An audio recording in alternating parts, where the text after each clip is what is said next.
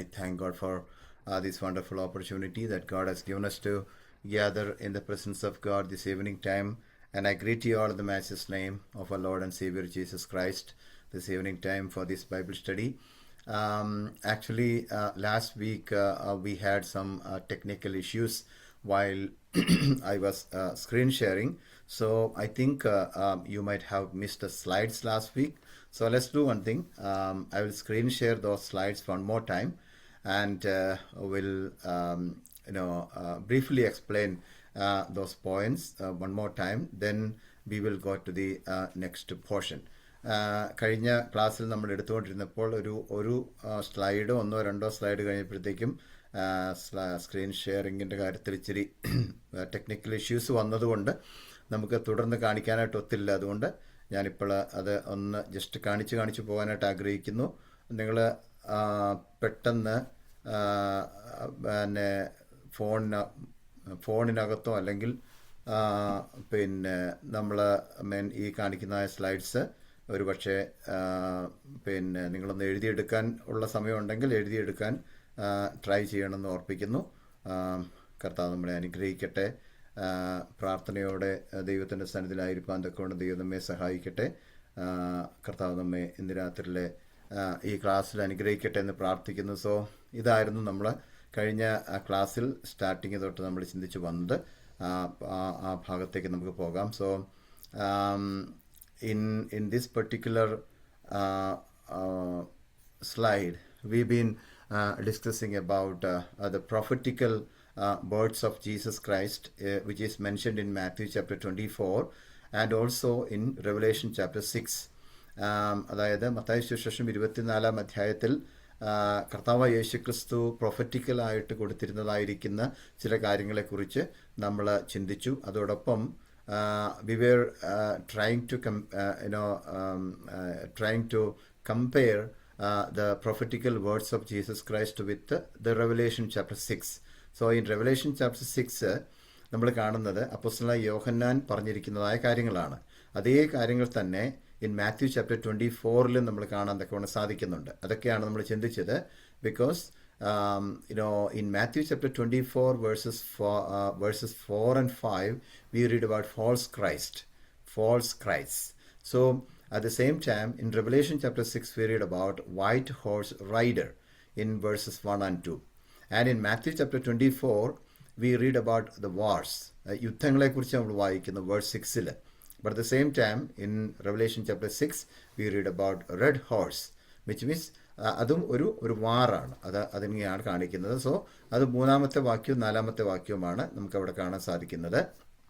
And also in Matthew chapter 24 verse 7 we read about famine, ക്ഷാമത്തെക്കുറിച്ച് നമ്മൾ വായിക്കുന്നുണ്ട്. Same thing is written in Revelation chapter 6 also, the black horse, അല്ലെങ്കിൽ കറുപ്പ് നിറമുള്ള കുതിരയെക്കുറിച്ച് കാണുന്നു. അത് ക്ഷാമത്തെക്കുറിച്ചാണ് കാണിക്കുന്നത്, which means famine. Okay, in verses 5 and 6. And also in Matthew chapter 24 death കാണുന്നുണ്ട്. Death, okay, in versus 7 and 8 death, മരണത്തെക്കുറിച്ച് സംസാരിക്കുന്നു. അത് തന്നെയാണ് റെവലേഷൻ ചാപ്റ്റർ 6-ലും കാണുന്നത്. എ പേൽ ഹോഴ്സ്, അതായത് ഒരു മഞ്ഞ നിറത്തിലുള്ളതായിരിക്കുന്ന യെല്ലോയിഷ് നിറത്തിലുള്ളതായിരിക്കുന്ന ഒരു കുതിരയെ കാണുന്നു. അതും മരണത്തെ കാണിക്കുന്നു എന്ന് റെവലേഷൻ ചാപ്റ്റർ 6 verses 7 and 8 നമുക്ക് കാണാൻ സാധിക്കുന്നുണ്ട്. And also in Matthew chapter 24 verse 9, 24-ാം അധ്യായത്തിൻ്റെ 9-ാം വാക്യത്തിൽ മാർട്ടിയേഴ്സിനെ കുറിച്ച് കാണുന്നുണ്ട്, അതായത് രക്തസാക്ഷികളെക്കുറിച്ച് കാണുന്നുണ്ട്. അത് same thing is written in Revelation chapter 6 also.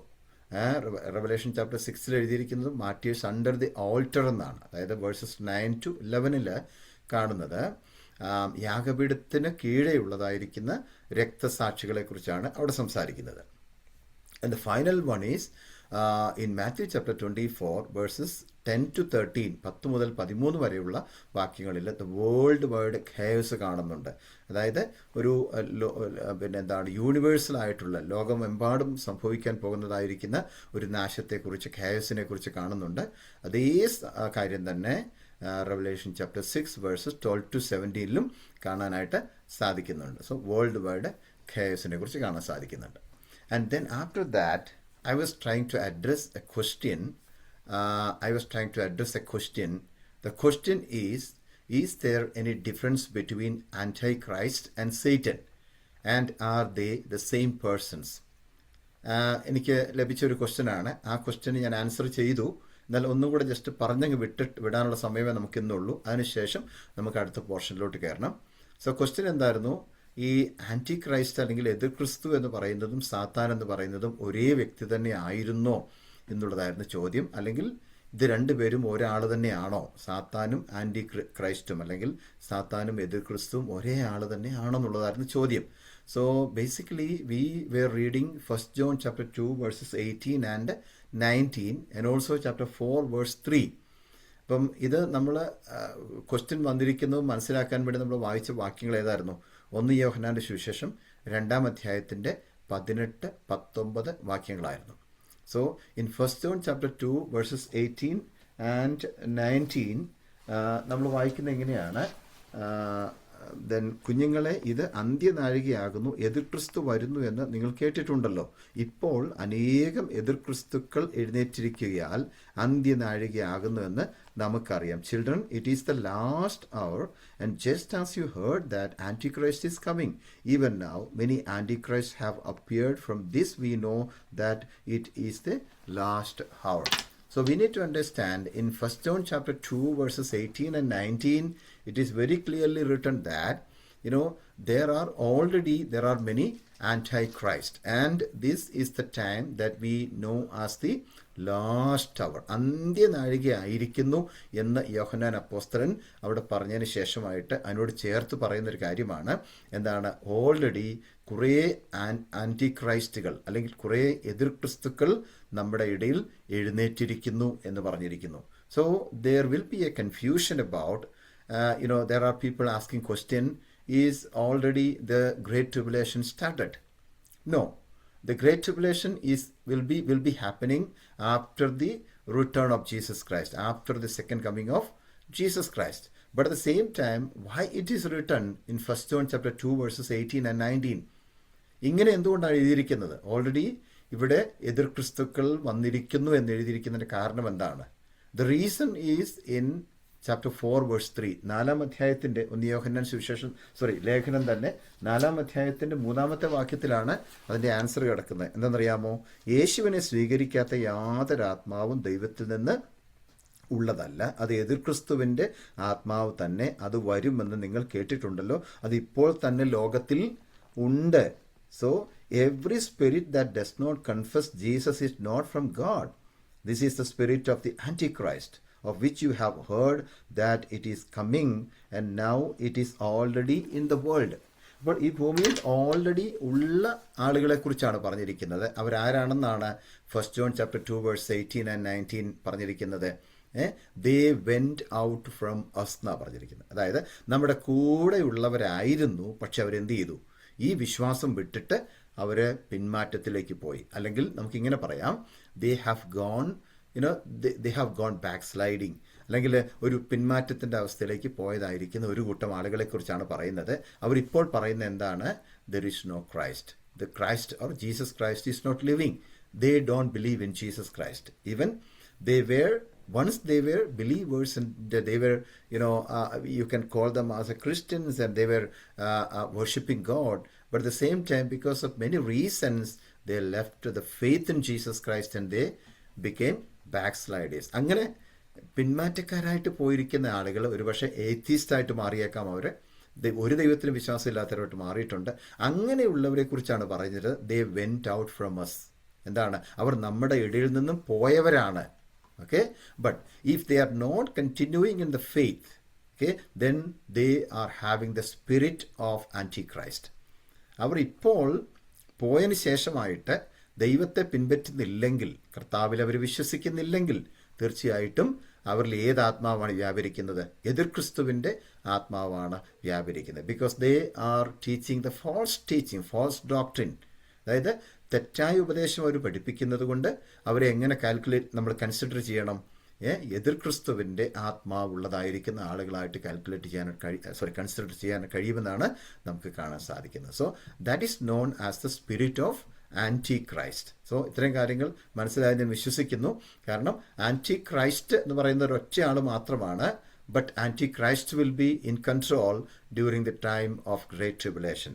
മഹോപദ്രവ കാലത്താണ് ആൻറ്റിക്രൈസ്റ്റ് പൂർണ്ണമായിട്ടും വെളിപ്പെട്ടു വരികയും നമുക്കറിയാം ആദ്യത്തെ 3.5 വർഷം ഈ എതിർ ക്രിസ്തു വളരെ സമാധാനപരമായിട്ടുള്ളതായിരിക്കുന്ന ഒരു റൂളായിരിക്കും. പക്ഷേ അവസാനത്തെ 3.5 വർഷം വളരെ കഠിനമായിരിക്കുന്ന സിവിയർ പെർസിക്യൂഷൻ ആയിരിക്കും ചെയ്യാൻ പോകുന്നത് എന്നുള്ളത് നമ്മൾ പഠിച്ചു കഴിഞ്ഞ കാര്യമാണ്. അപ്പോൾ ഇപ്പോൾ നമ്മൾ കാണുന്നത് എതിർ ക്രിസ്തുക്കളെ കാണുന്നു. അത് ഏത് വിധത്തിൽ കാണുന്നറിയാമോ? എതിർ ക്രിസ്തുക്കൾ ഒന്നിലധികമുണ്ട്, പ്ലൂറലാണ് പറഞ്ഞിരിക്കുന്നത്, ബഹുവചനമാണ്. അത് കാണിക്കുന്ന എന്താണ്? യേശു ക്രിസ്തുവിനെ വിട്ട് പിന്മാറ്റത്തിലേക്ക് പോയിട്ടുള്ള ആളുകൾ അല്ലെങ്കിൽ മറ്റു ഡോക്ട്രിൻസ് പഠിപ്പിക്കുന്ന ആളുകളൊക്കെയും ഇപ്പോൾ ആരുടെ ആത്മാവ് കൊണ്ട് നിറഞ്ഞിരിക്കുന്നു? എതിർ ക്രിസ്തുവിൻ്റെ ആത്മാവ് കൊണ്ട് നിറഞ്ഞിരിക്കുന്നു. അതാണ് നമ്മൾ ആ ക്വസ്റ്റ്യൻ ആൻസർ ചെയ്തപ്പോൾ നമ്മൾ ചിന്തിച്ചത്. And after that we just went to chapter 8, Revelation chapter 8 verses 1 to 5. Okay, so we studied about the seventh seal. Okay, so this slide, I was not able to screen share this slide last week, so please take down these points or take a picture of this. Okay, എനിക്ക് കഴിഞ്ഞ ക്ലാസ്സിൽ ഞാനിതിനെക്കുറിച്ച് സംസാരിച്ചെങ്കിലും എനിക്ക് ഇത് screen share ചെയ്യാനായിട്ട് ഒത്തില്ല, കുറച്ച് technical issues ഉണ്ടായിരുന്നു. But at the same time ഇപ്പം ഞാൻ ഒന്നുകൂടെ ഒന്ന് കാണിക്കുകയാണ്, എന്നിട്ട് പെട്ടെന്ന് അങ്ങ് പറഞ്ഞു വിടത്തേ ഉള്ളൂ. അതുകൊണ്ട് നിങ്ങൾ പെട്ടെന്ന് അതൊന്ന് ഒന്നുകിൽ എഴുതിയെടുക്കുക അല്ലെങ്കിൽ ഒന്ന് അതിൻ്റെ ഒരു സ്ക്രീൻഷോട്ട് എടുത്ത് വെക്കുക. എന്തെങ്കിലും ചെയ്താൽ നിങ്ങൾക്ക് പിന്നീട് നോക്കാൻ കഴിയും. So we were studying from Revelation chapter 8 verses 1 to 5 which talks about the 7th seal. 7ാമത്തെ മുദ്രയെക്കുറിച്ചാണ് ഈ റെവലേഷൻ 8ാം അധ്യായം പറയുന്നത്. 7ാമത്തെ മുദ്ര. സോ വാസ്തവം പറഞ്ഞു കഴിഞ്ഞാൽ 7ാമത്തെ മുദ്ര ചാപ്റ്റർ 7ലാണ് നമ്മൾ കാണേണ്ടത്. പക്ഷേ ചാപ്റ്റർ 7 7ാമത്തെ മുദ്ര കാണുന്നില്ല. പക്ഷേ അത് 7ാമത്തെ ചാപ്റ്റർ സ്കിപ്പ് ചെയ്തിട്ട് 8ാമത്തെ അധ്യായത്തിലാണ് എന്ത് കാണുന്നത്? 7ാമത്തെ മുദ്ര പൊട്ടിക്കുന്നതിനെ കുറിച്ച് എഴുതിയിരിക്കുന്നത്. ചാപ്റ്റർ 8ലാണ്. Okay, the 7th seal. Okay, so when the Lamb opened the 7th seal, there was a silence in heaven for about half an hour. ആദ്യം തന്നെ നമ്മൾ അങ്ങനെയാണ് വായിക്കുന്നത്. 8ാം അധ്യായത്തിൽ വായിക്കുന്നത് എന്താണ്?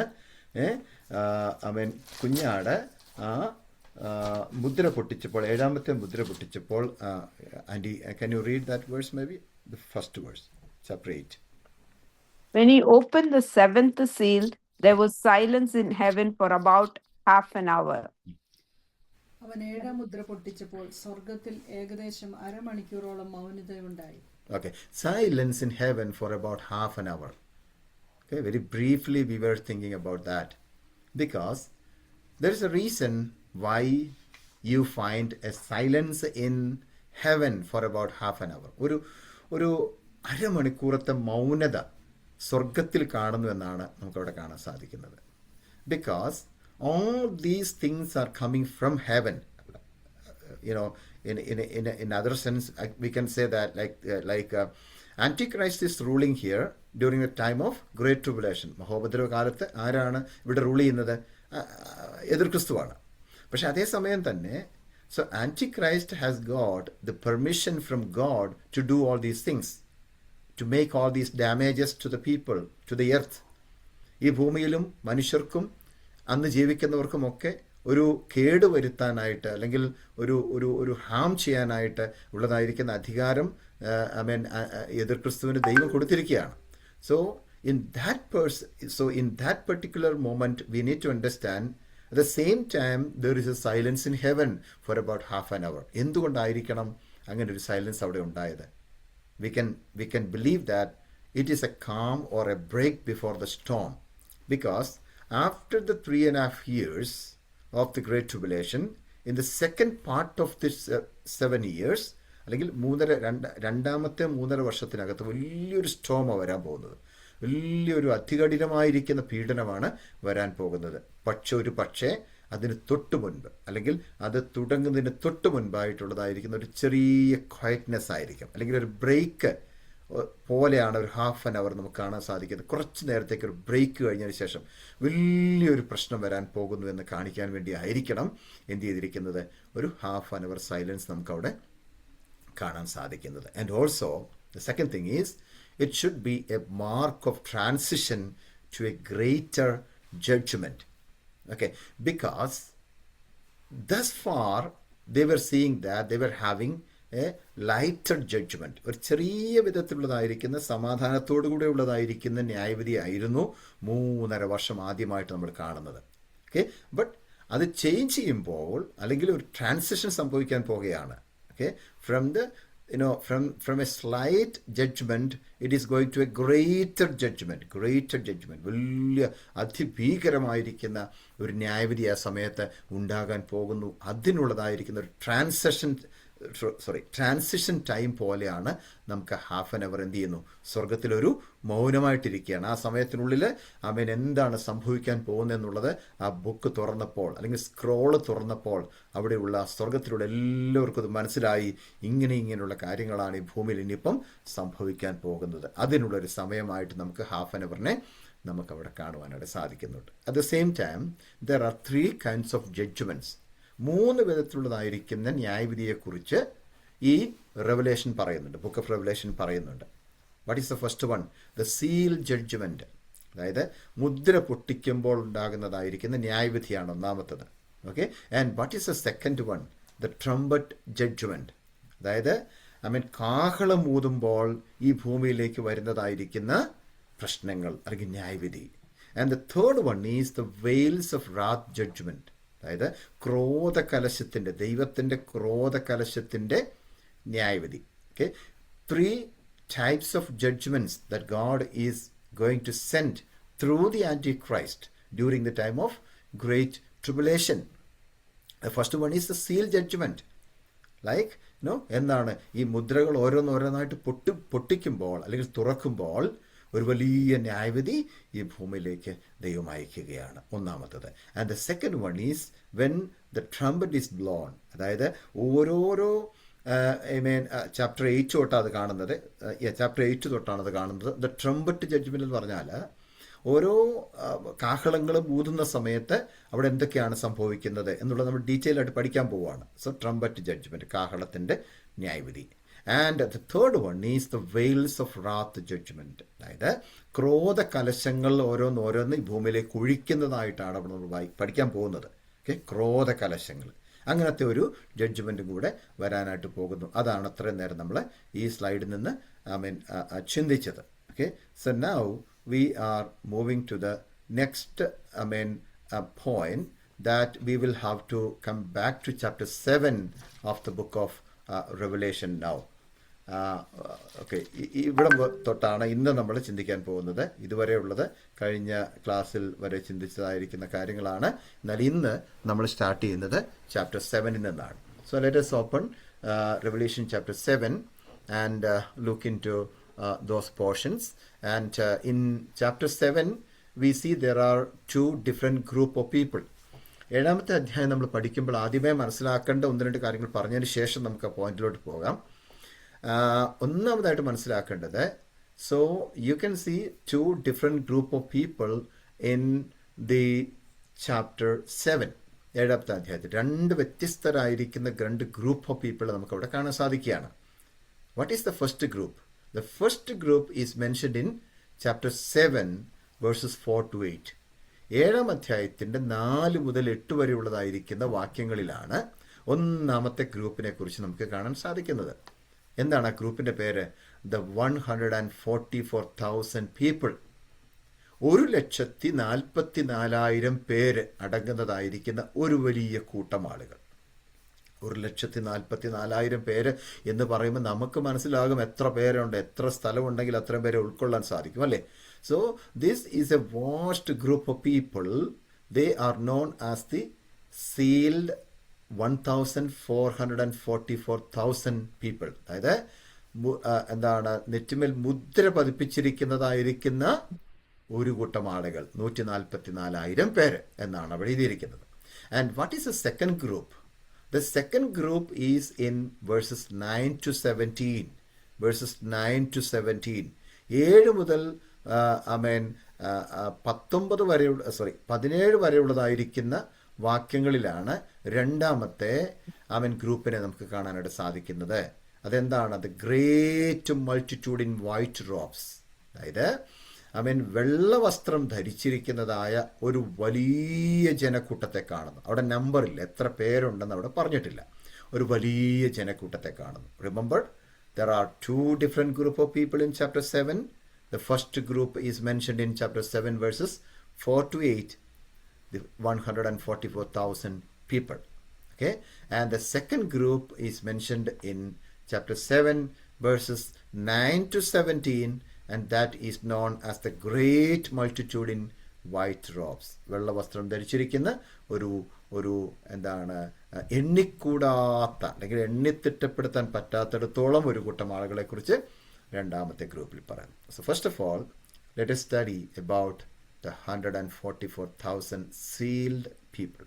മുദ്രയേറ്റതായ, മുദ്ര ഏൽപ്പിക്കപ്പെട്ടതായിരിക്കുന്ന 144,000 പേരെക്കുറിച്ച് നമുക്കിപ്പോൾ നമ്മൾ പഠിക്കാൻ പോവുകയാണ്. So in that slide you can see about the 144,000 sealed people, മുദ്രയേൽക്കപ്പെട്ട ആളുകൾ. So we are going to read chapter 7 verses 4 to 8. Chapter 7 verses 4 to 8. Chapter 7, verses 4 to 8. Then I heard the number of those who were sealed, 144,000 from the tribes of Israel. From the tribe of Judah, 12,000 were sealed. Tribe of Reuben, 12,000. From the tribe of Gad, 12,000. From the tribe of Asher, 12,000. From the tribe of Naphtali, 12,000. From the tribe of Manasseh, 12,000. From the tribe of Simon, 12,000. From the tribe of Levi, 12,000. From the tribe of Issachar, 12,000. From the tribe of Zebulun, 12,000. From the tribe of Joseph, 12,000. And from the tribe of Benjamin, 12,000. Okay. മുദ്രയേറ്റവരുടെ എണ്ണവും ഞാൻ കേട്ടു. Israel മക്കളുടെ സകല ഗോത്രത്തിൽ നിന്നും മുദ്രയേറ്റവർ 144,000 പേർ. യഹൂദ ഗോത്രത്തിൽ മുദ്രയേറ്റവർ 12,000. രൂബേൻ ഗോത്രത്തിൽ 12,000. ഗാദ് ഗോത്രത്തിൽ 12,000. ആശേർ ഗോത്രത്തിൽ 12,000. നഫ്താലി ഗോത്രത്തിൽ 12,000. മനേശെ ഗോത്രത്തിൽ 12,000. ശിമയോൻ ഗോത്രത്തിൽ 12,000. ലേവി ഗോത്രത്തിൽ 12,000. ഇസഗാർ ഗോത്രത്തിൽ 12,000. സെബുലൂൻ ഗോത്രത്തിൽ 12,000. യോസഫ് ഗോത്രത്തിൽ 12,000. ബെന്യാമിൻ ഗോത്രത്തിൽ മുദ്രയേറ്റവർ 12,000 പേർ. Okay, listen. So here we see the 144,000 people. They are sealed on their forehead from every tribe of the sons of Israel. അതായത് ഓരോ ട്രൈബിൽ നിന്നും, ഓരോ ഗോത്രത്തിൽ നിന്നും 12,000 വെച്ച് ടോട്ടൽ പറഞ്ഞിരിക്കുന്ന എന്താണ്, 12 ഗോത്രത്തിൽ നിന്നും സെലക്ട് ചെയ്തായിരിക്കുന്ന, മുദ്രയേൽക്കപ്പെട്ടതായിരിക്കുന്ന 144,000 പേര്. So let us think about why these people are sealed. Why these people are sealed. Okay, then we will think about who these 144,000 people are. ആദ്യം നമുക്ക് ചിന്തിക്കാം, എന്തുകൊണ്ടാണ് ഇവരെ സീൽ ചെയ്തിരിക്കുന്നത്, എന്തുകൊണ്ടാണ് ഇവരെ മുദ്രയിട്ടിരിക്കുന്നത്. ഓക്കെ, എന്ത് റീസണാണ് അതിനുള്ളത്. പിന്നെ നമുക്ക് ചിന്തിക്കാം, ഈ 144,000 പേരെന്ന് പറയുന്നത് ആരാണ് എന്ന് രണ്ടാമതായിട്ട് നമുക്ക് ചിന്തിക്കാം. Okay, so what does it mean when it is written here about the word sealed in chapter 7 verse 4? മുദ്രയേറ്റവർ എന്ന് അല്ലെങ്കിൽ സീൽഡ് വൺസ് എന്ന് പറയാനുള്ളതായിരിക്കുന്ന കാര്യം അല്ലെങ്കിൽ അതിൻ്റെ മീനിങ് എന്താണ്? So if you go to the scripture especially in the Old Testament, we read about many things in the Old Testament about the seal.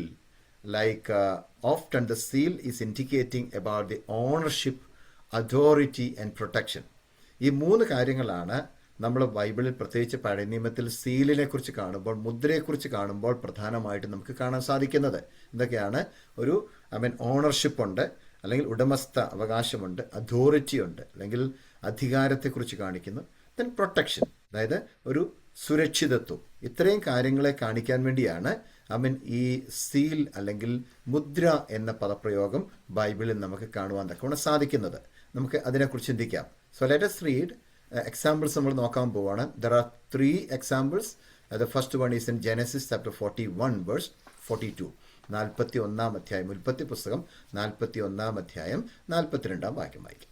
Then Pharaoh took his signet ring from his finger and put it on Joseph's finger. He dressed him in robes of fine linen and put a gold chain around his neck. ഫറവോൻ തന്റെ കയ്യിൽ നിന്ന് മുദ്രമോതിരം ഊരി യോസഫിന്റെ കൈക്കിട്ടു.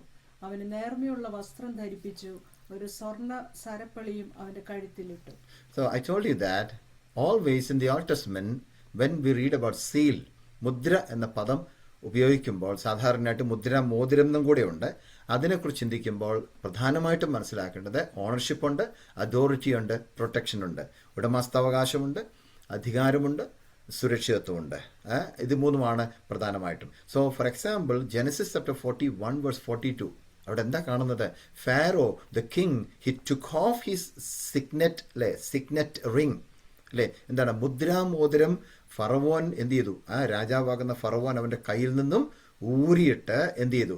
ജോസഫിൻ്റെ വിരലിലേക്ക് ഇട്ട് കൊടുക്കുന്നു. Okay, so Pharaoh the king took off his signet ring from his hand and he put it on Joseph's finger. So here we see Pharaoh is appointing Joseph as the in charge of Egypt. എന്താണ്? ഈജിപ്തിൻ്റെ മിസ്രൈമിൻ്റെ അധികാരിയായിട്ട് ജോസഫിന് ഒരു അധികാരം കൊടുക്കുന്നതായിട്ടാണ് നമുക്കവിടെ കാണുന്നത്. So because of that reason that Pharaoh the king he took off his signet ring and he just put it in the Joseph's finger. And secondly, in Esther chapter 8 verse 8. Now write another decree in the king's name in behalf of the Jews as seemed best to you, and seal it with the king's signet ring. For no document written in the king's name and sealed with his ring can be revoked. നിങ്ങൾക്ക് ബോധിച്ചതുപോലെ നിങ്ങളും രാജാവിന്റെ നാമത്തിൽ യഹൂദന്മാർക്ക് വേണ്ടി എഴുതി രാജാവിന്റെ മോതിരം കൊണ്ട് മുദ്രയിടുകയും രാജനാമത്തിൽ എഴുതുകയും രാജമോതിരം കൊണ്ട് മുദ്രയിടുകയും ചെയ്ത രേഖയെ ദുർബലപ്പെടുത്തുവാൻ ആർക്കും പാടില്ലല്ലോ. Okay, again in Esther chapter 8 verse 8, what we read there, here we see the king Ahasuerus. He ordered to seal the decree with the king's signet ring. അതായത് അഹശ്വേരോഷ് രാജാവ് പറയുകയാണ്, അവർ ഡിക്രി എഴുതിയതിന് ശേഷമായിട്ട് അഹശ്വേരോഷ് രാജാവിൻ്റെ എന്താണ് സീല് കൊണ്ട് മുദ്രയിട്ട് കഴിഞ്ഞാൽ പിന്നെ, അല്ലെങ്കിൽ ആ മോതിരം വെച്ചുകൊണ്ട് മുദ്രയിട്ട് കഴിഞ്ഞാൽ പിന്നെ അതാർക്കും പിന്നെ ആമേൻ അഴിക്കാനായിട്ട് സാധിക്കില്ല, തുറക്കാൻ സാധിക്കത്തില്ല, അല്ലെങ്കിൽ ഉപയോഗിക്കാനായിട്ട് സാധിക്കത്തില്ല. Okay, so in Esther chapter 8 verse 8 also you can see the authority of a king, the authority of a king when Ahasuerus the king was ordering to seal the decree. ആ കൽപ്പന പുറപ്പെടുവിച്ചതിന് ശേഷം അതിനെ എന്ത് ചെയ്തു? സീൽ ചെയ്യിച്ചു. എന്താ അതിൻ്റെ meaning എന്നറിയാമോ? The authority of a king. And again in Matthew chapter 27 verse 66. Matthew chapter 27 verse 66. So they went and made the tomb secure by putting a seal on the stone and posting the guard. അവർ ചെന്ന് കല്ലിന് മുദ്ര വെച്ചു, കാവൽക്കൂട്ടത്തെ നിർത്തി കല്ലറ ഉറപ്പാക്കി. Okay, here we read that after the burial of Jesus' body, they sealed the stone with the seal of Roman emperor. Roman imperial മുദ്രകളാൽ എന്ത് ചെയ്തു? യേശുക്രിസ്തുവിനെ അടക്കം ചെയ്തതിന് ശേഷമായിട്ട് ആ ടൂമ്പ് പോയിട്ട് അവർ സീൽ ചെയ്തു എന്നാണ് നമ്മൾ വായിക്കുന്നത്, അല്ലേ? യേശുക്രിസ്തുവിനെ അടക്കം ചെയ്തതിന് ശേഷമായിട്ട് ആ വെച്ചിരുന്ന കല്ലിന്മേൽ അവരെന്ത് ചെയ്തു? സീൽ ചെയ്തു. റോമൻ എംപററിൻ്റെ സീൽ ചെയ്തു എന്ന് പറഞ്ഞാൽ ഇനി ആർക്കും അത് പൊട്ടിക്കാനായിട്ട് സാധിക്കത്തില്ല. So we will have to go back to the ancient history. So during the ancient times, there was a practice, like the people used to make the seal by forming an imprint in soft wax. ഒരു soft വാക്സിനകത്ത് ഒരു seal സാധാരണയായിട്ട് അവരുണ്ടാക്കുമായിരുന്നു. Like when somebody owns something, they dripped some hot wax on it and they pressed their signet ring into the wax, then it will be belong to that person forever. അതായത് ആ ഉണ്ടാക്കിയിരിക്കുന്ന hot വാക്സിനകത്തോട്ട് ഉരുങ്ങിയിരിക്കുന്ന അല്ലെങ്കിൽ ചൂടായിട്ടിരിക്കുന്ന വാക്സിനകത്തോട്ട് ഈ Signet ring അല്ലെങ്കിൽ മുദ്രാമോതിരം ഒന്ന് press ചെയ്ത് ഇറക്കി കഴിയുമ്പോൾ അത് ഒരു സീലായിട്ട് അവിടെ കിട്ടുകയും അവിടത്ത് മുക്കിയിട്ടാണ് അവർ സീലടിക്കുന്നത്. അങ്ങനെ സീലടിച്ചു കഴിഞ്ഞാൽ എന്താണെങ്കിലും ആ വസ്തു തീർച്ചയായിട്ടും ആ വ്യക്തിക്ക് എന്നേക്കുമായിട്ട് ആ വ്യക്തിയുടെ ബിലോങ്ങിങ് ആയിട്ട് മാറുന്ന ഒരു ചരിത്രം നമുക്ക് ഏൻഷ്യൻ ടൈംസിൽ കാണാൻ സാധിക്കുന്നുണ്ട്. അതായിരിക്കണം ഒരു പക്ഷേ ഇവിടെയും ഈ സീല് കൊണ്ട് അവിടെ ഉദ്ദേശിക്കുന്നത്. Because here God does a sealing on the chosen 144,000 people which is something similar to the ancient world sealing. അപ്പം അന്ന് ആ കാലത്ത് അവർ ഉണ്ടായിരുന്ന സൗകര്യം അനുസരിച്ച് ചെയ്തിരുന്നതായിരിക്കുന്ന സീലിൻ്റെ ഒരു പതിപ്പ് പോലെ നമുക്ക് ഇവിടെയും ഈ 144,000 പേരെയും സീൽ ചെയ്യുന്നതായിട്ട് നമുക്ക് ചിന്തിക്കാനായിട്ട് സാധിക്കും. Because his sealing is a declaration that they belong to him. അതായത് ഈ ഒരു സീൽ അവിടെ അടിച്ചു കഴിയുമ്പോൾ, എങ്കിൽ 144,000 പേരുടെ നെറ്റിയിൽ ആ സീൽ അടിച്ചു കഴിയുമ്പോൾ അതിൻ്റെ അർത്ഥം എന്താണെന്നറിയാമോ? ദേ ബിലോങ്സ് ടു ഗാഡ്. അവർ ദൈവത്തിനുള്ളവരാണെന്ന് തീർപ്പ് കൽപ്പിക്കാൻ വേണ്ടിയാണ് ആ സീൽ അവരുടെ നെറ്റിയിൽ അടിക്കുന്നതായിട്ട് നമുക്കിവിടെ കാണാൻ സാധിക്കും. Not only that he will protect them during the tribulation time. അതായത് ഈ ഗ്രേറ്റ് ട്രിബുലേഷൻ്റെ സമയത്ത് ഈ 144,000 പേരെയും ദൈവം എന്ത് ചെയ്യും? സൂക്ഷിക്കും, കാത്തു സൂക്ഷിക്കും. അവരതിനകത്ത് അകപ്പെട്ട് പോകാതെ ഇത്രയും പേരെ കർത്താവ് സൂക്ഷിക്കുന്നതായിട്ടും പ്രൊട്ടക്റ്റ് ചെയ്യുന്നതായിട്ടും നമുക്ക് അവിടുന്ന് കാണാൻ തക്കവണ്ണം സാധിക്കുന്നുണ്ട്. In Bible we see that many examples how God was protecting the people, or how God used various mediums to protect his people as a seal. ഒരു സീൽ അടിച്ച് മാറ്റി നിർത്തിയിരിക്കുന്നത് പോലെ, അല്ലെങ്കിൽ സെപ്പറേറ്റ് ചെയ്തിരിക്കുന്നത് പോലെ ബൈബിൾ നമ്മൾ ഉടനീളം പരിശോധിക്കുമ്പോൾ ഒത്തിരി സ്ഥലങ്ങളിൽ ഒരു സെപ്പറേറ്റ് ആയിട്ട് പ്രൊട്ടക്റ്റ് ചെയ്ത് ആളുകളെ വെച്ചിരിക്കുന്നതായിട്ട് നമുക്ക് കാണാൻ സാധിക്കും. സീൽ അടിച്ച് മാറ്റി നിർത്തിയിരിക്കുന്നത് പോലെ, ചോസൻ പോലെ മാറ്റി നിർത്തിയിരിക്കുന്ന എക്സാമ്പിൾസ് കാണാൻ സാധിക്കുന്നു. First of all, God was protecting Noah and his family inside the ark, and he sealed the ark during the flood. അല്ലേ? നമുക്കറിയാം എന്താണ് പിന്നെ നോഹയും കുടുംബവും കൂടെ ആ പെട്ടകത്തിനകത്തോട്ട് കയറി കഴിഞ്ഞപ്പോൾ ആ പെട്ടകത്തെ ആ ഫ്ലഡിൽ അകപ്പെട്ട് പോകാതിരിക്കാനായിട്ട് കർത്താവ് എന്ത് ചെയ്തു? ദൈവം തന്നെ അതിനെ സീൽ ചെയ്തു. അല്ലേ? അതിൻ്റെ ഡോർ ദൈവം അടച്ചാണ് നമ്മൾ വായിക്കുന്നത്.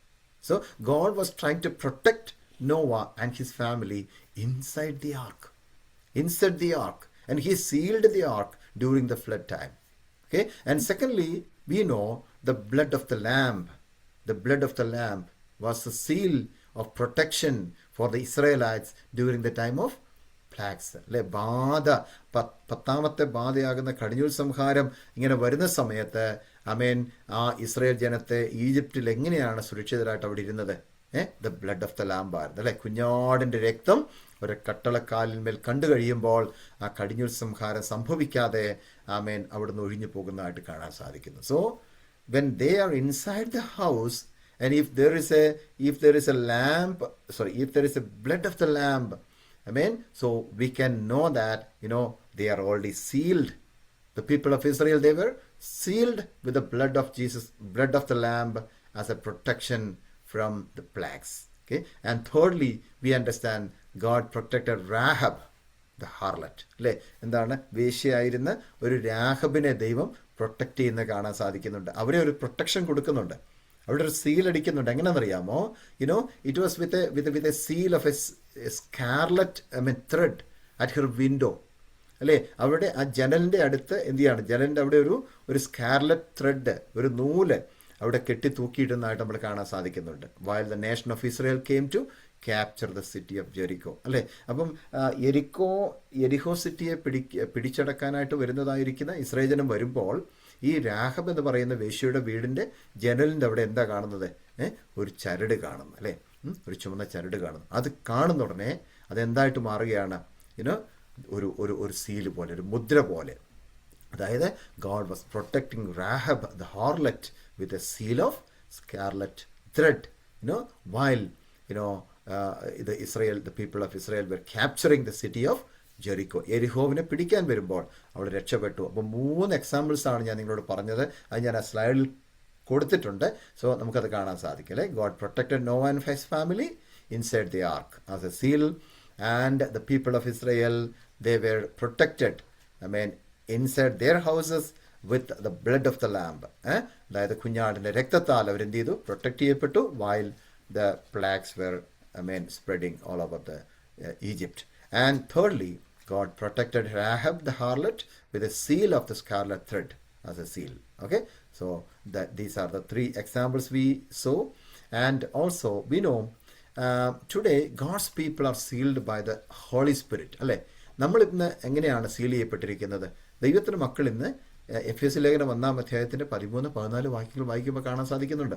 Ephesians chapter 1 verses 13 and 14, we are reading about God's people today, they are sealed by the Holy Spirit. പരിശുദ്ധാത്മാവിനാലാണ് എന്ത് അവർ seal ചെയ്യപ്പെട്ടിരിക്കുന്നത്. വായിക്കാമോ? Ephesians chapter 1 verses 13 and 14. And you also were included in Christ when you heard the word of truth, the gospel of your salvation. Having believed, you were marked in him with a seal, the promised Holy Spirit. അവനിൽ നിങ്ങൾക്കും നിങ്ങളുടെ രക്ഷയെക്കുറിച്ചുള്ള സുവിശേഷം എന്ന സത്യവചനം നിങ്ങൾ കേൾക്കുകയും അവനിൽ വിശ്വസിക്കുകയും ചെയ്തിട്ട് തന്റെ സ്വന്തം ജനത്തിന്റെ വീണ്ടെടുപ്പിന് വേണ്ടി തന്റെ മഹത്വത്തിന്റെ പുകഴ്ചയ്ക്കായിട്ട് നമ്മുടെ അവകാശത്തിന്റെ അച്ചാരമായ വാഗ്ദത്തത്തിൻ പരിശുദ്ധാത്മാവിനാൽ മുദ്രയിട്ടിരിക്കുന്നു. നമ്മുടെ അവകാശത്തിന്റെ അച്ചാരമായ വാഗ്ദത്തത്തിൻ പരിശുദ്ധാത്മാവിനാൽ മുദ്രയിടപ്പെട്ടിരിക്കുന്നു. So we people, the God's people, the children of God, we are sealed by the Holy Spirit. Amen. In the Old Testament, God was using different mediums to protect the people, to seal the people. Even in this verse in Revelation chapter 7 also, we were reading about how God was protecting these people, 144,000 people. അല്ലേ? പക്ഷെ ദൈവം എന്ത് ചെയ്യുന്നു? ഇന്നും നമ്മളെ കർത്താവ് സൂക്ഷിക്കുന്നതും പരിപാലിക്കുന്നതും എങ്ങനെയാണ്? പരിശുദ്ധാത്മാവിനാൽ മുദ്രയിട്ടിരിക്കുകയാണ്. That is what we read in Ephesians chapter 1 verses 13 and 14. So that is the guarantee of God. നമുക്ക് ദൈവം തന്നിരിക്കുന്ന ഗ്യാരണ്ടി അത് എന്താണ്? We are saved and we are safe and that he will one day take us to heaven. അല്ലേ? നമുക്ക് ദൈവം തന്നിരിക്കുന്ന വലിയൊരു ഗ്യാരണ്ടിയാണ്. എന്താണ്? പരിശുദ്ധാത്മാവിനാൽ നമ്മളെ മുദ്രയിട്ടിരിക്കുകയാണ്. ഹല്ലേലൂയ.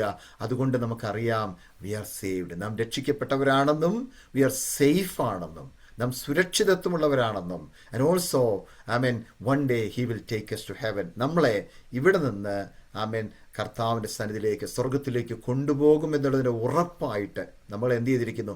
മുദ്രയിട്ട് മാറ്റി നിർത്തിയിരിക്കുന്നു. Each and every person, those who accept Jesus as a personal savior and the Lord, when God will seal them, I believe God will seal them with the Holy Spirit, according to Ephesians chapter 1 verses 13 and 14. Because അവർക്കൊരു guarantee കിട്ടുകയാണ്. എന്താണ്? അവർ രക്ഷിക്കപ്പെട്ടവരാണ്, ദൈവത്തിൻ്റെ മക്കളാണ്, അവർ സുരക്ഷിതരാണ് ഈ ഭൂമിയിൽ. മാത്രമല്ല we belongs to God. നാം ദൈവത്തിൻ്റെ വകയായതുകൊണ്ട് ദൈവം നമ്മളെ ഒരു ദിവസം ഇവിടെ നിന്ന് എടുത്തുകൊണ്ട് പോകും. ദൈവത്തിൻ്റെ സ്വന്തമായ നമ്മളെ എന്ത് ചെയ്യും? ഒരു ദിവസം കർത്താവ് ഇവിടെ വന്ന് ചേർത്തുകൊണ്ട് സ്വർഗത്തിലേക്ക് പോകുമെന്നുള്ള വിശ്വാസമാണ് നമുക്കുള്ളത്. Okay. And in Revelation chapter 14 verse 1, can you read that verse also maybe? Revelation chapter 14 verse 1, yeah. Then I looked, and there before me was the Lamb standing on Mount Zion, and with him 144,000 who had his name and his father's name written on their foreheads. പിന്നെ ഞാൻ സിയോൻ മലയിൽ കുഞ്ഞാടും അവനോടുകൂടെ നെറ്റിയിൽ അവന്റെ നാമവും പിതാവിന്റെ നാമവും എഴുതിയിരിക്കുന്ന 144,000 പേരും നിൽക്കുന്നത് കണ്ടു. Okay. In Revelation chapter 14 verse 1, we read about 144,000 people or Jewish people will receive the Father's name. They will receive the Father's name as their seal. എന്താണ് അവർക്ക് കിട്ടാൻ പോകുന്നത്? ഒരു പിതാവിൻ്റെ നാമം അവർക്ക് ഒരു മുദ്രയായിട്ട് കൊടുക്കുന്നതല്ലേ അവിടെ വായിച്ചിരിക്കുന്നത്, അല്ലേ? പിതാവിൻ്റെ നാമം അവർക്ക് മുദ്രയായിട്ട് കൊടുക്കുകയാണ്. Okay, so we need to understand, in contrast to the mark or the seal of the beast, നമുക്കറിയാം 666 എന്ന് പറയുന്ന ഒരു നമ്പർ Revelation chapter 13 നമ്മൾ കാണുന്നുണ്ട്. 13 verses 17 and 18. Let's read that also maybe. Revelation chapter 13 verses 17 and 18. So that no one could buy or sell unless he had the mark, which is the name of the beast or the number of his name. This calls for wisdom. If anyone has insight, let him calculate the number of the beast, for it is man's number. His number is 666. അത് ചെറിയവരും വലിയവരും സമ്പന്നന്മാരും ദരിദ്രന്മാരും സ്വതന്ത്രന്മാരും ദാസന്മാരുമായ എല്ലാവർക്കും വലങ്കൈമേലോ നെറ്റിയിലോ മുദ്ര കിട്ടുമാറും മൃഗത്തിന്റെ പേരോ പേരിന്റെ സംഖ്യയോ ആയ മുദ്രയുള്ളവനല്ലാതെ വാങ്ങുകയോ വിൽക്കുകയോ ചെയ്യുവാൻ വയ്യാതെയുമാക്കുന്നു. ഇവിടെ ജ്ഞാനമുണ്ട് ആവശ്യം. ബുദ്ധിയുള്ളവൻ മൃഗത്തിന്റെ സംഖ്യ ഗണിക്കട്ടെ. അത് ഒരു മനുഷ്യന്റെ സംഖ്യയത്രേ. അതിന്റെ സംഖ്യ 666. ഓക്കെ. അപ്പോൾ 666 കുറിച്ച് നമ്മളിവിടെ വായിക്കുന്നുണ്ട്. അതിനെക്കുറിച്ചുള്ള ഡീറ്റെയിൽസ് നമുക്ക് പിന്നെ പഠിക്കാം ആ ചാപ്റ്ററിലോട്ട് പോകുമ്പോൾ. ഇപ്പം ആ കാര്യങ്ങളൊന്നും ക്വസ്റ്റ്യൻ ചോദിക്കല്ലേ, കാരണം we will study about the 666, what is that and what is the animal and all those things in Revelation chapter 13, okay, when we go through that portion. But here the difference, the contrast is, you know, in Revelation chapter 14 verse 1 we read about the 144,000 Jews, അല്ലേ? അപ്പം 144,000 പേരെക്കുറിച്ച് chapter 7 മാത്രമല്ല 14 അധ്യായത്തിലും വായിക്കുന്നുണ്ട്. ഇപ്പം നമ്മൾ വായിച്ചത് 14 അധ്യായത്തിൽ വായിച്ചു. എന്താണ്? They will receive the father's name as their seal. അവർക്ക് കിട്ടാൻ പോകുന്നത് ഈ ചോസൺ ആയിരിക്കുന്ന അല്ലെങ്കിൽ സെലക്റ്റഡ് ആയിരിക്കുന്ന, മാറ്റി നിർത്തപ്പെട്ട, സീല് ചെയ്തിരിക്കുന്നതായിരിക്കുന്ന ഈ 144,000 പേർക്ക് ദൈവം കൊടുക്കാനിരിക്കുന്നത് എന്തായിരിക്കും? ആ സീല് ഫാദേഴ്സ് നെയിമാണ്, പിതാവിൻ്റെ നാമമാണ്. അപ്പം എന്താണ് കോൺട്രാസ്റ്റ് ഇവിടെ കാണാൻ സാധിക്കുന്നത്? Because in Revelation chapter 13 verses 17 and 18 we are reading about a mark, or you can say as a seal of the beast. ആ മൃഗത്തിൻ്റെ ഒരു നമ്പർ ഉണ്ടെന്ന് അവിടെ പറഞ്ഞിരിക്കുന്നത്. നമ്പർ, ഒരു സീല്. അതെന്താണ്? 666, 666.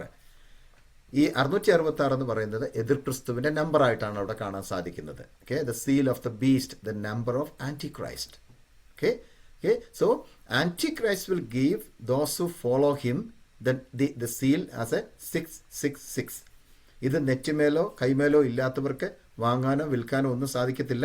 അവരുടെ കാര്യം ആകെപ്പാടെ പ്രശ്നത്തിലാകുമെന്നാണ് ദൈവത്തിൻ്റെ വചനം പറയുന്നത്. അപ്പോൾ ആൻറ്റിക്രൈസ്റ്റ് അല്ലെങ്കിൽ എതിർ ക്രിസ്തു എന്ത് കൊടുക്കുന്നുണ്ട്? ഒരു സീല് കൊടുക്കുന്നുണ്ട്. അവരുടെ നെറ്റിയെ കൊടുക്കുന്നുണ്ട്. ആർക്ക്? അവനെ ഫോളോ ചെയ്യുന്നവർക്ക്. മനസ്സിലായോ? ആൻറ്റിക്രൈസ്റ്റിനെ ഫോളോ ചെയ്യുന്നവർക്ക് ഗ്രേറ്റ് ട്രിബുലേഷൻ ടൈമിൽ എന്ത് കൊടുക്കും? ഒരു നമ്പർ കൊടുക്കും, 666. ആ സീല് അവരുടെ നെറ്റിമേൽ അടിച്ചിട്ടില്ലെങ്കിൽ അവർക്ക് ഒരു സാധനം മേടിക്കാനോ കഴിക്കാനോ ഒക്കത്തില്ല. അപ്പം ക്ഷാമം ഉണ്ടാകും, പ്രശ്നങ്ങളുണ്ടാകും, അങ്ങനെ അവർ മരിക്കാനിടയാകും, അങ്ങനത്തെ പ്രശ്നങ്ങളുണ്ടാകും. ഓക്കെ, ബട്ട് 666 ഉണ്ടെങ്കിൽ അവർക്ക് എന്ത് വേണേലും ചെയ്യാം. ആ നമ്പർ ഇല്ലെങ്കിൽ അവർക്കൊന്നും ചെയ്യാനായിട്ട് ഒക്കത്തില്ല. അപ്പോൾ ആൻറ്റിക്രൈസ്റ്റിനെ ഫോളോ ചെയ്യുന്നവർക്ക് ഈ 666 കൊടുക്കുമ്പോൾ തന്നെ യുനോ ദൈവത്തെ ഫോളോ ചെയ്യുന്നവർക്ക് അല്ലെങ്കിൽ ദൈവം സെലക്ട് ചെയ്ത് മാറ്റി വെച്ചിരിക്കുന്നവർക്ക് എന്ത് കൊടുക്കണം? ഒരു സീല് കൊടുക്കണ്ടേ? ആ സീല് ദൈവം കൊടുത്തിരിക്കുന്നത് എന്താണ്? ഫാദേഴ്സ് നെയിം, പിതാവിൻ്റെ നാമം അവരുടെ നെറ്റിമേൽ കൊടുത്തിരിക്കുന്നതെന്നാണ് നമുക്ക് കാണാൻ സാധിക്കുന്നത്. അതുകൊണ്ടായിരിക്കണം ഒരുപക്ഷെ ഇങ്ങനെ അവിടെ ഉപയോഗിച്ചിരിക്കുന്നത്. So we need to remember one more thing, the seal of Antichrist will be a limited thing. അല്ലേ? എന്താണ്? തീർച്ചയായിട്ടും ഈ പിന്നെ ആൻറ്റി ക്രൈസ്റ്റ് കൊടുക്കുന്നതായിരിക്കുന്ന ഒരു സീലുണ്ടല്ലോ, അത് ലിമിറ്റഡ് ആണ്. എന്ത് ലിമിറ്റഡാ? it will be guaranteed only during the time of the Great Tribulation. Okay, അതെ, ഈ ഒരു എന്താണ് ഗ്രേറ്റ് ട്രിബുലേഷൻ്റെ സമയത്ത് അല്ലെങ്കിൽ മഹോപദ്രവത്തിൻ്റെ ആ 7 വർഷത്തേക്ക് മാത്രമേ അവർക്ക് ഈ നമ്പർ യൂസ് ചെയ്യാൻ ഒക്കത്തുള്ളൂ. 666 എന്ന് പറയുന്ന അല്ലെങ്കിൽ ആൻറ്റി ക്രൈസ്റ്റ് കൊടുത്തിരിക്കുന്ന ഒരു ലിമിറ്റഡ് ആയിരിക്കുന്ന ഒരു ഗ്യാരണ്ടി ഉണ്ട്. ആ ഗ്യാരണ്ടി അവർക്ക് യൂസ് ചെയ്യാൻ പറ്റുന്ന എവിടെ? ഈ ഒരു 7 വർഷത്തേക്ക് മാത്രം. ഓക്കെ, അത് കഴിഞ്ഞാലോ അല്ലെ അതിന് മുൻപോ ഇതൊന്നുമില്ല. Okay, whereas we get the assurance of protection and we are getting the assurance of safety by the seal of God that is guaranteed for ever and ever throughout the eternity. നമുക്ക് ദൈവം തന്നിരിക്കുന്ന guarantee ഒരിക്കലും ഈ ഭൂമിയിൽ താമസിക്കുന്ന സമയം വരെ മാത്രമല്ല. നമുക്ക് കർത്താവ് തന്നിരിക്കുന്ന ഗ്യാരണ്ടി ഏതാണ്? ഇന്നത്തെ ന്യൂ ടെസ്റ്റ്മെന്റ് ബിലീവേഴ്സിന് ദൈവം കൊടുത്തിരിക്കുന്ന ഗ്യാരണ്ടി അല്ലെങ്കിൽ സീൽ എന്ന് പറയുന്നത് വെറും ഏതെങ്കിലും ഒരു വസ്തുവിനെയല്ല കൊടുത്തിരിക്കുന്നത്. They are sealed with the Holy Spirit. ആമേൻ. പരിശുദ്ധാത്മാവിനാൽ നമ്മെ കർത്താവ് മുദ്ര വെച്ചിരിക്കുന്നത് കൊണ്ട് നാം ഒരു വിധത്തിലും പേടിക്കേണ്ട ആവശ്യമില്ല. നമുക്ക് ഇറ്റേണിറ്റി വരെയും നിത്യതയിലെത്തുവോളം നിത്യതയിലും ആമേൻ സ്തോത്രം നമുക്കിത് അനുഭവിക്കാൻ കഴിയും. So we will be protected by God's presence and we will be safe by God's presence because of the seal which is given for the people of God and especially for the New Testament believers. Okay, we will go to the next slide and we will wind up after the slide. Okay, let us study about who are these 144,000 people. Who are these 144,000 people? Okay, very quickly we will see that. Even though this passage clearly says these people are from the 12 tribes of Israel, there are different interpretations regarding this group. ഇതൊരു വലിയ പ്രശ്നമാണ്. കാരണം already അവിടെ എഴുതി വെച്ചിട്ടുണ്ട്. 7-ാമത്തെ അധ്യായത്തിൻ്റെ 4-ാം വാക്യം തൊട്ടങ്ങോട്ട് തുടങ്ങുമ്പോൾ തന്നെ എഴുതി വെച്ചിരിക്കുന്നത് എന്താണ്? മുദ്രയേറ്റവരുടെ എണ്ണവും ഞാൻ കേട്ടു. ഇസ്രായേൽ മക്കളുടെ സകല ഗോത്രത്തിലും നിന്ന് മുദ്രയേറ്റവർ 144,000 പേരെന്ന് ഓൾറെഡി അവിടെ എഴുതി വെച്ചിട്ടുണ്ട്. എന്നിട്ട് താഴോട്ട് ഈ 12 ഗോത്രങ്ങളുടെ പേര് എഴുതി വെച്ചിട്ടുണ്ട്. ഓക്കെ. എന്നാലും പലരും പല രീതിയിലാണ് അതിനെക്കുറിച്ച് പഠിപ്പിക്കുന്നത്. ക്ലിയറായിട്ട് അവിടെ എഴുതി വെച്ചിട്ടുണ്ട്. പക്ഷെ പല പ്രിയപ്പെട്ടവരും പല സഭകളും എന്ത് ചെയ്യുന്നു? Different opinions are there for every people. Okay, like some of the denominations and some of the Christian groups, they claim that these people are the members of their denomination. പറഞ്ഞു മനസ്സിലായോ? എന്താണ്? ചില ആൾക്കാർ പറയുന്നത് ഈ 144,000 പേരെന്ന് പറയുന്നത് ആരാ? അവരുടെ ഡിനോമിനേഷനിൽപ്പെട്ട വിശ്വാസികളാണ്, അല്ലെങ്കിൽ അവരുടെ ഡിനോമിനേഷൻ അവരുടെ ചർച്ചിലോ പെട്ടതായിരിക്കുന്ന, ചർച്ച് സംഘടനയിൽപ്പെട്ടതായിരിക്കുന്ന ആളുകളാണ് എന്ന് വിശ്വസിക്കുന്ന ഒരു കൂട്ടം ആളുകളുണ്ട്. For example, ജഹോവാസ് witnesses, Mormons, Joseph Smith and all, Mormon, and the TPM Church, the Seventh-day Adventist. Okay, they in the earlier time they believed that these 144,000 people belongs to the members of those denomination. ഇവരൊക്കെ പണ്ട് വിശ്വസിച്ചുകൊണ്ടിരുന്നതും ഈ 144,000 പേരെന്ന് പറയുന്നത് നമ്മളാണ്, അതായത് എന്താണ്, നമ്മുടെ സഭയിലെ അംഗങ്ങളാണ്. പക്ഷെ ഇപ്പോൾ അതൊക്കെ മാറ്റി. Okay, now they have changed because you know that already they have a membership of more than 144,000 already. Okay, അപ്പം ഇപ്പം അവരുടെയൊക്കെ ചർച്ചകൾ എടുത്ത് നോക്കിക്കഴിഞ്ഞാൽ 144,000 പേരെക്കാളും കൂടുതലായിട്ടുണ്ട് അവരുടെ മെമ്പർഷിപ്പ്. അപ്പോൾ അവരെന്ത് ചെയ്തു? അതൊക്കെ മാറ്റി, അത് ഞങ്ങളല്ല എന്ന് പറയുന്നുണ്ട്. Okay, and also some other people, they believe that this includes the total number of the Old Testament and New Testament saints. ചില ആളുകൾ വിശ്വസിക്കുന്നത് എന്താണെന്നറിയാമോ? ഈ മൊത്തത്തിൽ, അതായത് പഴയ നിയമത്തിലെ വിശുദ്ധന്മാരും പുതിയ നിയമത്തിലെ വിശുദ്ധന്മാരും കൂടെ ചേർത്ത് ഉള്ളതായിരിക്കുന്ന ടോട്ടൽ നമ്പറാണ് 144,000 എന്ന് വിശ്വസിക്കുന്ന ഒരു കൂട്ടം ആളുകളുണ്ട്. And some people believe this is the total number of Jewish people.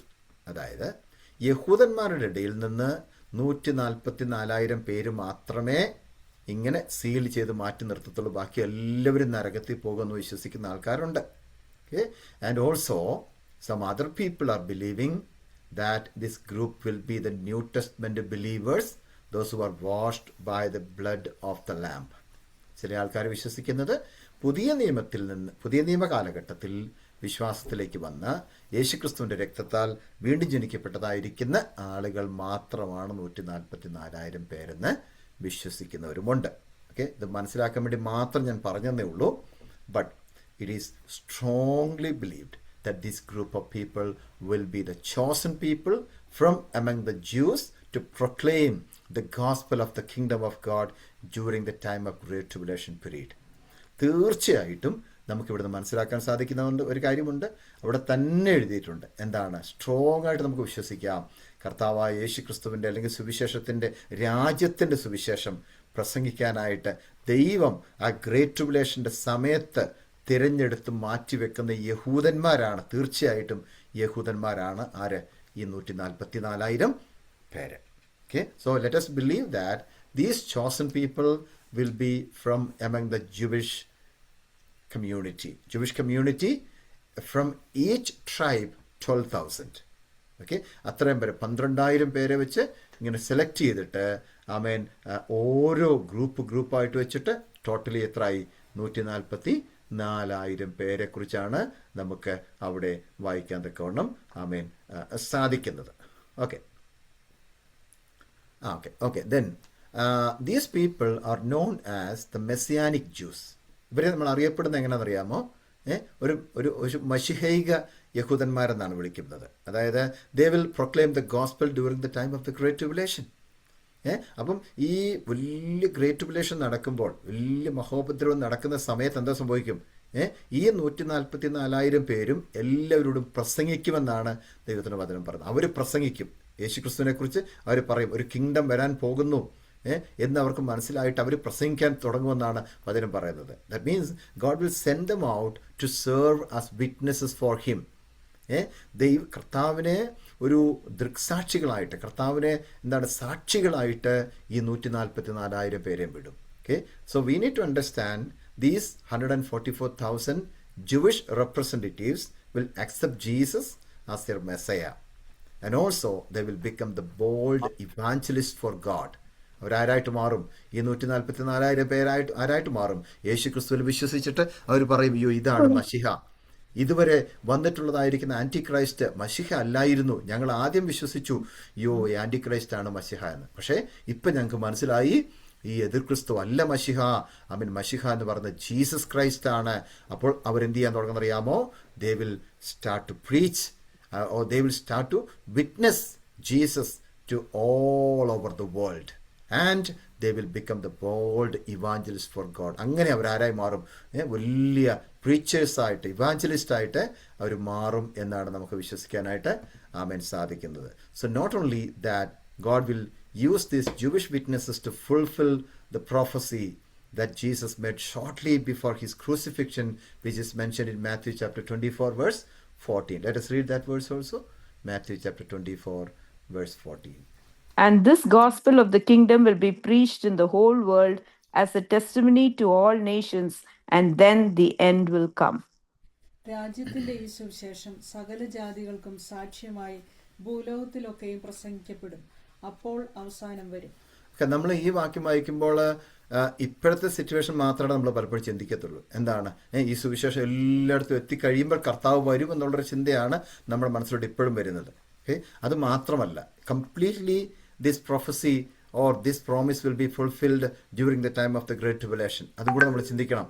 കാരണം ഇന്നത്തെ കാര്യം മാത്രമല്ല, ഇന്ന് ലോകത്തിലെമ്പാടും സുവിശേഷം അറിയിച്ചു കഴിയുമ്പോഴത്തേക്കും കർത്താവ് വരും എന്നുള്ളൊരു ചിന്തയ്ക്ക് അപ്പുറത്തേക്ക് നമ്മൾ ചിന്തിച്ചു കഴിഞ്ഞാൽ, not only that, God will use these Jewish people, Jewish witnesses to fulfill the prophecy already Jesus made, in Matthew chapter 24 verse 14. അവിടെ ഓൾറെഡി പറഞ്ഞിരിക്കുന്ന കാര്യം എന്താണ്? And this gospel of the kingdom will be preached in the whole world.